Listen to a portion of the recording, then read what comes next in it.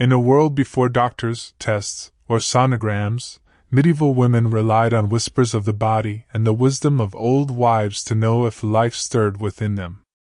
Tonight, we wander candlelit rooms and quiet chapels, uncovering how they sensed, or imagined, the earliest signs of pregnancy. They had no clinics to visit, no heartbeat to hear through modern machines. Instead, they watched the smallest shifts, a mist-moon cycle, a strange craving, a flutter beneath the ribs. In these delicate hints, hope and fear intertwined. Some prayed it was a blessing, others dreaded the scandal it might bring. Pregnancy in the medieval world was not just a private condition. It was a matter of faith, of fate, and of family lineage. A woman's body became a quiet oracle, its aches and rhythms believed to speak divine messages. The church whispered that conception was God's will. Village gossip wondered whose will it truly was. So tonight, as the candles burn low and your breathing slows, imagine a medieval woman kneeling by her hearth. The smoke rises. Her hands rest upon her belly, uncertain, waiting. In that stillness, she is not alone. Generations of women across centuries shared her question, "Am I with child?" And so our story begins, with the gentle mystery of knowing, or thinking you knew, that life had begun. In the heart of a medieval village, life moved to the rhythm of nature, sunrise and sunset, planting and harvest, the phases of the moon. To most women, the body was as much a part of that natural cycle as the soil beneath their feet. But when the moon failed to visit, when the monthly bleeding stopped, the first whisper of wonder began. She might notice it while washing linens in the stream, or while kneading dough for her household's daily bread. The rhythm of her body felt altered, unfamiliar. Perhaps she woke one morning to a queasy stomach, or felt a strange heaviness low within. The air smelled different, or maybe she smelled it differently. It was subtle, a feeling more than a fact. In those days there was no certainty. No glass vials or tiny strips to tell her what she longed, or feared, to know. The knowledge of pregnancy existed between silence and speculation. Old wives, midwives, and mothers spoke of signs, breasts swelling like ripening fruit, veins darkening, or the quickening, the moment she felt a flutter deep inside, as if a tiny bird had stirred beneath her ribs. But that moment, they said, could come months later. Until then, she waited in the quiet tension of not knowing. Some women watched for dreams, omens sent from God. Dreaming of water was thought to foretell pregnancy, as was dreaming of birds, or seeing the Virgin Mary in sleep. Others trusted the smell of their urine, the texture of their skin, or the color of their cheeks. A medieval woman's world was steeped in symbolism. If the body was a garden, conception was its hidden seed. Yet, even gardens could deceive. Illness, stress, or famine could halt the menstrual cycle just as easily as pregnancy could. And so the question remained, lingering like incense smoke in a small stone chapel: was she truly carrying life? Each passing day sharpened her awareness. Every pang of hunger or spell of fatigue whispered possibility.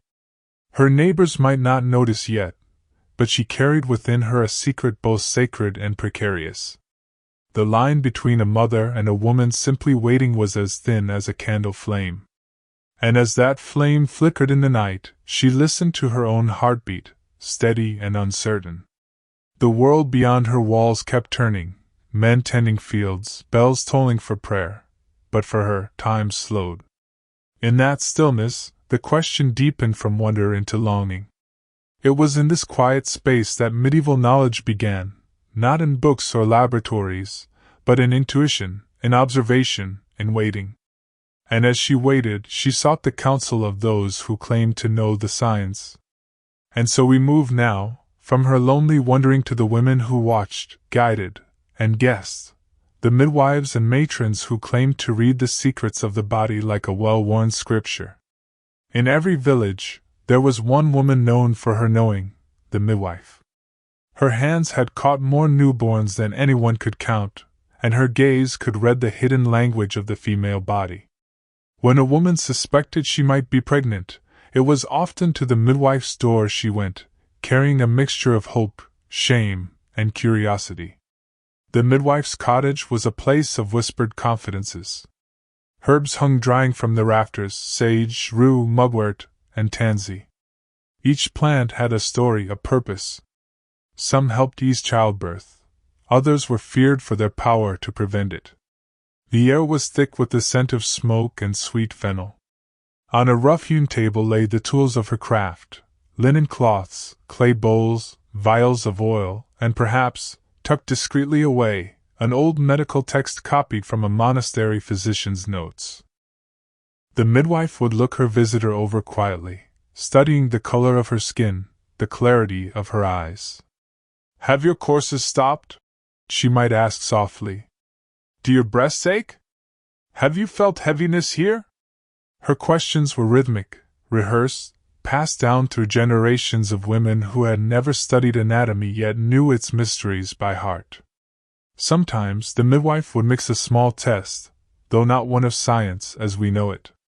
A woman's urine might be poured over barley seeds, to see if they sprouted. If they grew, it was said she carried life. If not, she did not. Other tests were stranger still: dipping bread in urine to feed to a cat or frog, watching for unusual behavior as an omen.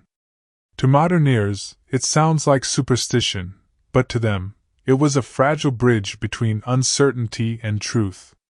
In this quiet, dimly lit world, knowledge wasn't defined by certainty. It lived instead in patterns, whispers, and the intuition of those who had seen many women before. A midwife's wisdom was part observation, part faith. She could not see the child, but she could read the signs written on the mother's body: how her face glowed, how her gait shifted, how her pulse seemed to flutter like a moth beneath the skin. When she finally spoke, her words carried weight. "You are with child," she might murmur. Or perhaps, "Wait and see." And in either case, her verdict was enough to shape the woman's next steps, whether to hide the news, to tell her husband, or to pray for forgiveness. Because pregnancy in the medieval world was rarely simple. For a married woman, it might mean joy and security. For an unmarried one, it could mean ruin. Every suspected pregnancy carried with it the invisible hands of church and custom, ready to bless or condemn. The midwife understood this. Her role was not only to confirm life but to protect it, from gossip, from judgment, from fear. So she would place a hand on the woman's shoulder, look into her eyes, and whisper, "Tell no one yet. Let us wait." And as the days passed, the woman would feel watched, not by the midwife, but by her own changing body. The village might begin to whisper too. A neighbor might notice she skipped her chores. Someone might remark that her appetite had changed. Pregnancy was not only a personal mystery, it was a public performance, seen through eyes that judged and gossiped as much as they cared. And so we drift onward, from the midwife's secret room to the world beyond it, where faith and medicine, superstition and scripture, all collided in the question of what it truly meant to know. The medieval world believed that the body was a vessel of balance, four humors swirling like seasons: blood, phlegm, yellow bile, and black bile. When they mixed harmoniously, one was well; when they clashed, illness followed. Pregnancy, the scholars said, was a warming of the womb, a kind of divine fermentation where blood transformed into milk and life itself brewed in secret. For most women, however, this was not something learned from books. It was lived through the counsel of healers and herbalists, through the folk knowledge that wove between generations like roots beneath the soil. A mother might whisper to her daughter that sweet basil caused conception. A neighbor might warn that rosemary, in too great a dose, could banish it. Herbs were the quiet language of women's medicine. Mugwort was used to open, or close, the womb, depending on how it was brewed. Rue and pennyroyal, dangerous yet beloved, were known as women's herbs. capable of both easing pain and stirring peril. And somewhere between medicine and magic lay the belief that certain flowers, violets, lilies, or the red of poppies, held power over fertility. Physicians, when called upon, preferred theory over touch.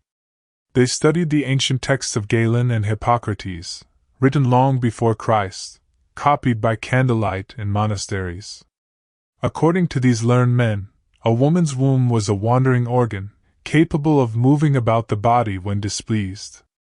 It could cause fainting, madness, or melancholy.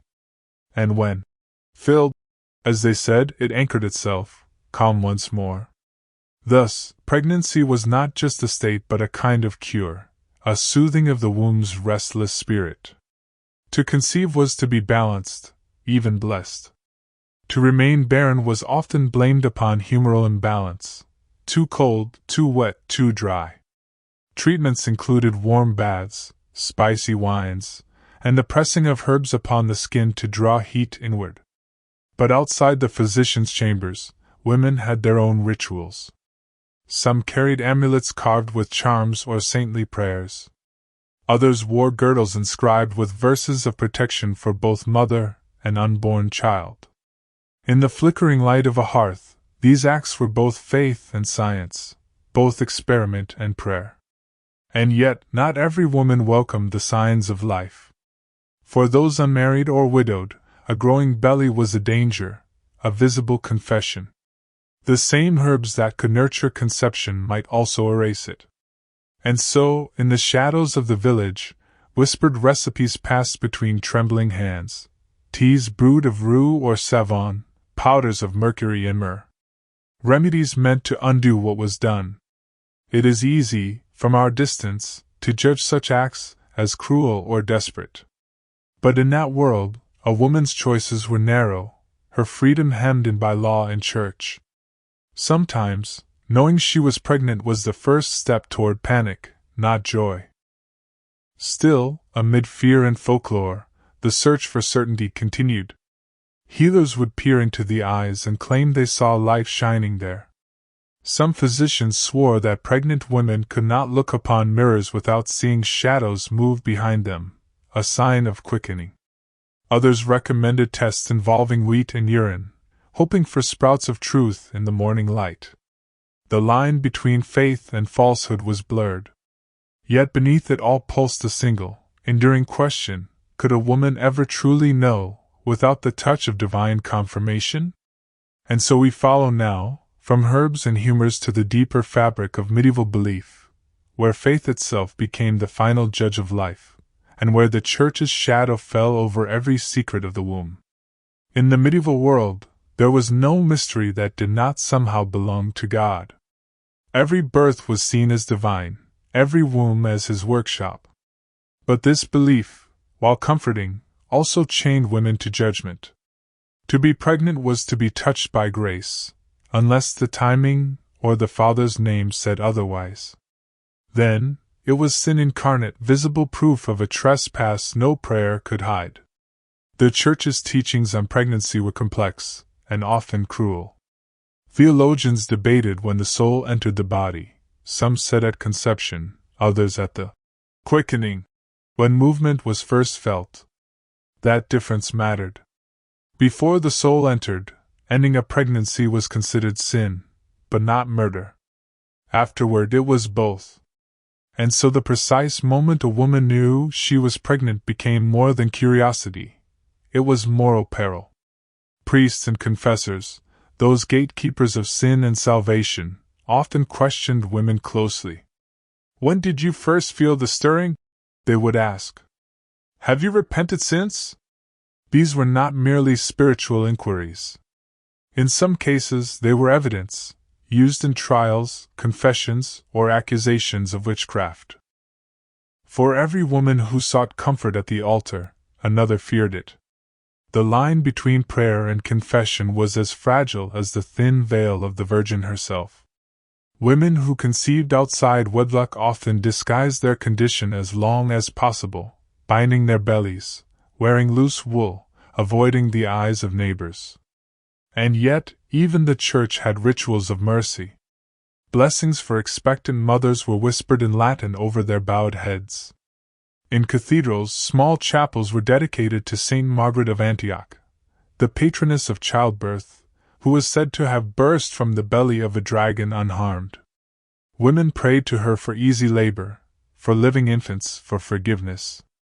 It was believed that if a woman wore a parchment amulet bearing Saint Margaret's name, she would be protected in childbirth. These small scrolls, wrapped in cloth and tied with ribbon, became precious heirlooms, handed down from mother to daughter like holy relics. The women who carried them may not have understood theology, but they understood hope. Still, not all sought divine aid.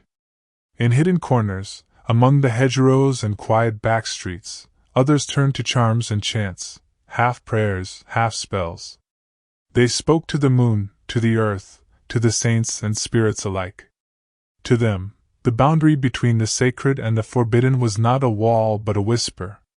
Imagine one such woman, kneeling at the edge of her bed, candlelight flickering across her face.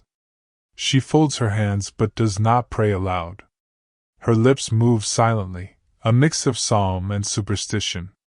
Her eyes glance toward the cross, then to her small bundle of herbs, rue for protection, sage for clarity, thyme for courage. She does not yet know if she carries life, but she feels the weight of heaven upon her all the same. The Church may have preached patience and purity, but it was women, in their daily quiet acts of survival, who carried the real theology of life. They bore both sin and salvation in their bodies, their faith stitched together from scraps of scripture and whispered charms. And as she rose from her bedside prayer, she would cross herself, breathe deeply, and listen, as if God might answer her question not from the heavens, but from within. And so we move onward, from candlelit prayers and holy fears to the moments when faith gave way to something more practical, the rituals and tests of everyday life, where knowing became a matter not of belief, but of experiment. Long before the sciences gave their verdicts in sterile rooms, women and midwives devised their own tests, a curious blend of faith, folklore, and fragile observation. These were the medieval pregnancy tests, rituals as delicate as the questions they sought to answer. Some of these methods were older than Christendom itself, passed from Egyptian scrolls through Greek physicians to European midwives. The simplest, and perhaps most poetic, was the barley and wheat test. The woman would urinate upon 2 small piles of grain. If either sprouted within a few days, she was thought to be pregnant. Later physicians claimed that barley sprouting first meant a boy, and wheat a girl. In 1963, modern science would confirm that, astonishingly, this test sometimes worked. The hormones in pregnant urine can indeed hasten germination. Yet most tests were less successful and more symbolic. There was the key and lock test, where a key was placed in the woman's urine overnight. If in the morning it rusted, conception had occurred. Or the needle test, in which a sewing needle was left in the same fashion. If it darkened, it was said to foretell life. Others required the woman to hold her breath or observe how her pupils dilated in candlelight. To those who practiced them, these were not foolish games but sacred gestures. Each test offered a sense of control in a world ruled by uncertainty. For women who lacked rights, voice, or medical authority, these rituals were small acts of power, a way to claim knowledge of their own bodies. Midwives performed some of these rituals quietly, often at night, in homes where the shutters were drawn and secrets were safe. The woman might sit beside the fire, her hands clasped tightly, as the midwife waited for the test to reveal its truth. Sometimes, the results came not in sprouts or rust but in tears. Hope and dread were twin faces of the same coin. But not all evidence came from experiment. The body itself, that old and fickle witness, continued to whisper its clues. Women noted their dreams, the most vivid and strange often taken as divine signs. Dreaming of climbing ladders or of flowing water was said to foretell pregnancy. Seeing one's reflection distorted in a pond meant the same. When the mind could no longer trust the body, it sought guidance in superstition. Some women held silver spoons to their tongues. If the metal tarnished, the womb was thought to hold life. Others believed that milk, spilled into water, would sink if the woman was barren and float if she conceived. In the rural quiet of medieval life, these tests were moments of drama, tiny domestic rituals that made the invisible feel tangible. Beneath the routine of daily chores, grinding grain, milking cows, mending linen, there pulsed the silent anticipation of waiting for a sign. And when a sign did appear, when her belly swelled, or her morning sickness grew undeniable, she might finally speak her truth. To her husband, her mother, or the midwife who had waited with her, the words, "I am with child," were both declaration and surrender. For from that moment onward, her life no longer fully belonged to her. Yet even with growing certainty, doubt lingered. The human body, in its complexity, sometimes betrayed its own mysteries. False pregnancies, miscarriages, and vanishing symptoms could make even the surest woman question herself. And so we drift forward, from the flickering world of tests and signs to the shadowy realm of uncertainty, where knowing becomes unknowing once again, and where life itself sometimes faltered before it was ever confirmed. Not every swelling belly meant a child. In an age without diagnosis, even the body could deceive. There were women who felt the heaviness, the flutter, even the stirring beneath the ribs, yet months later, no baby came. To the medieval mind, this was a puzzle bordering on the supernatural. To us, it is known as pseudocyesis, false pregnancy. But in their world, it was something far stranger. A woman might stop bleeding, crave unusual foods, even produce milk. The village midwife would nod knowingly, the husband might boast of his virility. But when the months dragged on, and the expected cries of birth never came, whispers began. Perhaps she had sinned.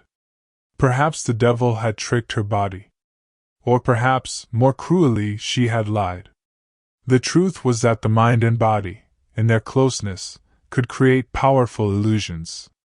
In a world where motherhood defined a woman's worth, the yearning to conceive could itself become a force of nature. The humors might shift, the belly swell with air, the body mimic its own hope. And when the illusion faded, it was not only the belly that emptied, but the heart. Miscarriage, too, was shrouded in silence. There were no words gentle enough for it, no rituals for grief. A woman who bled too early might hide the truth in laundry water, afraid of gossip or blame. The church offered few comforts. In some regions, miscarried infants could not even be buried in consecrated ground. Instead, women buried their loss beneath trees or near the walls of chapels, trusting that God would understand what men did not. Midwives knew these sorrows well. They whispered blessings, brewed calming teas, and urged rest. Some believed that lighting a candle for Saint Bridget or Saint Anne could ease a grieving mother's spirit. Others relied on more earthly means: warm baths of lavender, compresses of rose oil, soft singing through the night. Comfort was a fragile, handmade thing. False pregnancies and miscarriages blurred the line between life and loss. They made every sign uncertain, every symptom a potential trick. Women learned to read their bodies with both faith and suspicion. A missed cycle could be a child, or hunger, or illness. A flutter could be quickening, or gas. In this confusion, medieval medicine offered only metaphors, wandering wombs, angry humors, divine tests of virtue. And yet, amid the sorrow and the doubt, women endured. They worked, prayed, waited, and began again. Each month, the same question returned, like the tolling of a distant bell. For every failed hope, there was another chance, another secret prayer whispered into the dark. In those moments, the line between the mystical and the mundane vanished entirely. To conceive or not was both biology and blessing, a fate written somewhere beyond understanding. And so, While midwives and healers tended the body, the church tended the soul, reminding women that patience was holy, and that suffering might itself be a sign of grace. But not all waited passively. In castle chambers and peasant huts alike, women began to look for clearer proof, signs beyond the whispers of the body or the guesses of the midwife. They wanted certainty, even if only in the moment before birth. And so we move forward, from the heartbreak of false signs and lost hopes to the moment when the truth could no longer hide, when pain and breath and blood announced, with undeniable force, that life was indeed within. For centuries, the body itself remained the final witness. No amount of barley, herbs, or prayer could replace the undeniable proof of life, the stirring of a child within, the labor pains that signaled its imminent arrival. Medieval women came to understand, in ways both intimate and terrifying, that pregnancy was ultimately confirmed not in signs or tests, but in the act of giving birth. The process was slow, quiet, and fraught with risk. In the small villages, the midwife presided over the chamber, her hands skilled and sure, her voice steady. She knew which herbs could ease contractions, which oils could soften the perineum, and which chants could calm the mother's fear. The father might be present, anxious and silent, or absent, called away by work or fear of scandal. Women in the community sometimes brought hot water, clean linens, and the simple comfort of companionship. Childbirth was both confirmation and revelation. Every pain, every shiver, every breath measured the reality that had been suspected for months. Quickening, that first subtle flutter, had hinted at life, but now the body could no longer deny it. The room, scented with herbs and sweat and candle smoke, became a theater of truth, the invisible finally made visible. Baptism followed swiftly in cases of danger. Life had to be acknowledged by God, not merely by the body. Priests or deacons would be summoned to sprinkle holy water and name the child, sometimes before it even drew its first breath. The act was both spiritual and social, a recognition that what had been hidden, doubted, or feared was now real and protected. Yet, confirmation was not always joyful. Some births were stillborn, some children arrived weak or sickly, and some mothers did not survive. In these tragedies, the ambiguity of previous months gave way to grief. Communities, bound together by shared labor and mutual dependence, often bore witness collectively, mourning and consoling in equal measure. Even after a successful birth, the mother's knowledge of pregnancy was not entirely complete. She had survived the physical ordeal, but the social and spiritual implications would linger. Her body bore the marks of conception: softened belly, stretched skin, altered posture. Her household adjusted to new responsibilities, and the village eyes measured and speculated, as they always had. Knowledge had been confirmed, yet the story continued. In some households, anticipation continued long after the child's first cry. Nursing was a sacred act, binding mother and infant. Women watched for signs of colic, illness, or abnormal growth, using all the knowledge handed down by midwives and mothers. Even in the presence of certainty, vigilance persisted. Life was confirmed, yes, but it demanded attention and care, just as it had demanded hope and faith. And so, from the quiet uncertainty of mist moons and fluttering limbs, from prayers whispered to saints and tests of barley and urine, a new reality emerged. Pregnancy had moved from mystery to fact, from whispered speculation to undeniable life. Yet it was only one chapter in a longer story, a story that extended beyond the room, beyond the cradle, and into the very memory of the community. And so we now turn, from the confirmation of life to its lasting legacy, the ways in which pregnancy, birth, and motherhood left their indelible mark on women, families, and the villages that bore witness. Once a child was born, the ripple of pregnancy extended far beyond the mother's body. Every birth carried implications, physical, social, and spiritual, that shaped a woman's place in her household and her community. A woman who had carried life became marked, recognized, and in some ways transformed. Her body told stories that only she could read fully, the soft swell of her belly now a memory, the lingering aches, the stretched skin, reminders of her endurance and her part in the ongoing cycle of life. Socially, childbirth cemented a woman's status.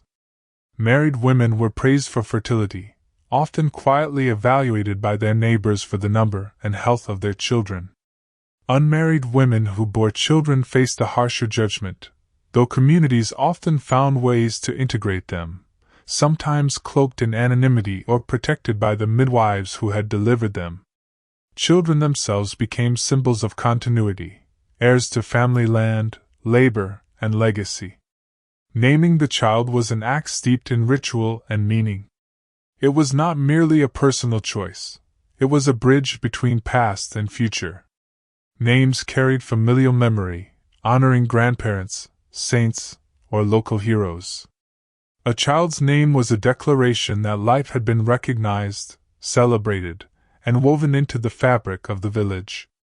In some households, baptism was performed immediately, particularly when mortality was high, ensuring that the child's soul would not be left unclaimed should death intervene. Pregnancy also left its mark in quieter ways. Women shared stories with other women, passing knowledge from one generation to the next. Midwives' guidance, herbal lore, and the memory of bodily experience became a hidden library of wisdom, accessible only to those who listened carefully. These oral histories and practical instructions were as valuable as any written text, preserving the continuity of life and knowledge through centuries. Physically, women's bodies remembered. The pelvis widened, breasts softened or hardened with nursing, and the subtle rhythms of menstruation changed. These transformations were understood as evidence of experience, proof that life had passed through them, that they had fulfilled, at least in part, the role expected of them by nature, society, and faith. The emotional imprint was equally profound. Women carried both the joy and the fear, the awe and the grief, of each pregnancy and birth. They learned resilience through waiting, patience through uncertainty, and courage through pain. And these lessons, though silent, became part of the tapestry of their identities, shaping not only their lives but the lives of their children and grandchildren. Even the community observed these legacies. Villagers could tell, from posture, gait, and subtle signals, who had given birth and who had not. The midwives, ever attentive, noted how experience altered a woman's strength and confidence. Life itself became a visible, whispered narrative, written across bodies and in the eyes of those who shared the labor, the grief, and the triumph of birth. And so, pregnancy in the medieval world was never simply a private condition. It was a moment of transformation, a convergence of body, faith, and community. Every birth was a confirmation, yes, but also the beginning of a new chapter, a legacy that would endure long after the initial flutter of life was felt within the womb.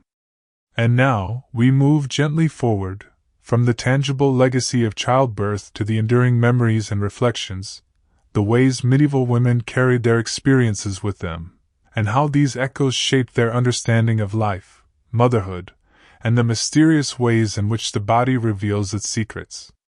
Even after the months of uncertainty and the pains of labor, the story of pregnancy did not end. It lingered in memory, woven into the fabric of daily life. Medieval women carried their experiences like invisible threads, passing them quietly to daughters, sisters, and apprentices.